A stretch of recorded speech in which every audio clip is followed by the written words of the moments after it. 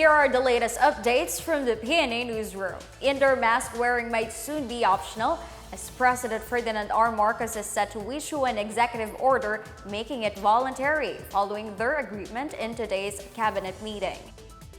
In a press briefing, Tourism Secretary Cristina Frasco confirmed the President's response to the IATF recommendation allowing it to be optional indoors. However, she cited some possible exceptions, including setting in public transportation and medical establishments. Frasco added that his decision is at par with other neighboring countries easing mask mandates. She also said the government would remove the mandatory RT-PCR test for incoming travelers. Unvaccinated foreigners shall also be allowed to travel as long as they take antigen tests 24 hours before their departure. As a result of the cabinet meeting this morning, it was agreed and that the President would be issuing an executive order per the IATF recommendation to make indoor mask wearing also voluntary all over the Philippines, with few exceptions, namely that mask wearing would still be required in public transportation as well as medical transportation and in medical facilities.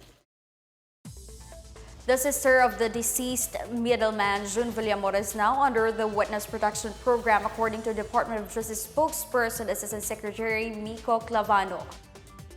Clavano said the sister of Villamor sought the help of Senator Rafi Tulfo for protection because of the threats she receives after the killing of his brother, who was tagged as one of the mastermind in Percy Lapid slay. Villamor's sister was assisted by the senator's brother, Social Welfare Secretary Erwin Tulfo, who brought her to the DOJ. Clavado said they already are verifying the information shared by the middleman's sister. Nakita naman na meron ng risk dun sa buhay niya, so agad naming pinasok sa Witness Protection Program and dinala agad siya dun sa temporary shelter. Meanwhile, PNP Chief General Rodolfo Azuri Jr. vowed to protect the family of both the victim and the family of Villamor, as both sides claim to be receiving threats after the incident. Azuri said they are now coordinating with the family of Mabasa, who appealed for greater protection, as even the children of Percy get threats on Facebook or their personal cell phone numbers, saying they are the next target. Azurin also vowed to protect the family of Villamor, whom he said are vital in the course of the investigation. Azurin earlier raised concern over the death of Villamor, noting the timeliness of the incident and the non-disclosure of the cause of death in the autopsy report.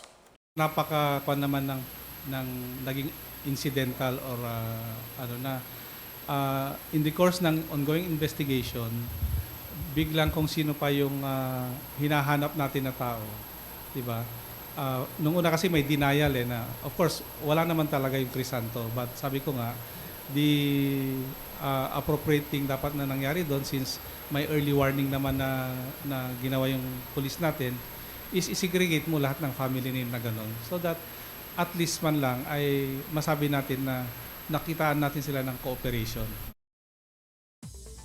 The Bureau of Internal Revenue reports it has collected about 426 billion pesos from July to August, or during the first 100 days of the Marcos administration.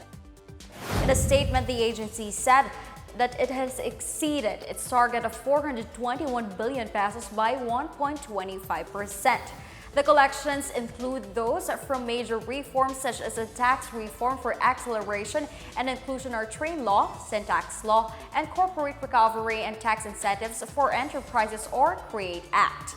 The BIR also collected revenues by going after delinquents under its Run After Tax Evaders or RATE program. The BIR also said it was able to increase the number of registered taxpayers to over 5.1 million registered business taxpayers as of August 2022. Commissioner Lilia Catrice Guillermo said this would not have been possible without the efforts and support of the whole BIR and the guidance of Finance Secretary Benjamin Jokno. Meanwhile, the BIR and the Anti-Money Laundering Council signed an agreement on cooperation in combating money laundering activities. Under the agreement, the AMLC may ask the BIR to help in the detection and investigation of money laundering activities, terrorism financing, and prosecution of offenders. The BIR may request for financial information which would give rise to the commission of any unlawful money and tax-related activity. The AMLC and BIR shall also cooperate in information exchange and capacity building. The Philippines and Japan are looking to further expand defense relations in a military-to-military dialogue held in Manila. The dialogue was co-chaired by Defense Assistant Secretary Henry Robinson Jr. and Japan's Ministry of Defense Director Miura Jun. The two countries discussed frameworks that would further enhance military cooperation between the armed forces of the Philippines and Japan's self-defense forces. They also exchanged views on regional security challenges, discussed respective updates on defense policies, and reviewed the overall progress of Philippines to Japan defense cooperation.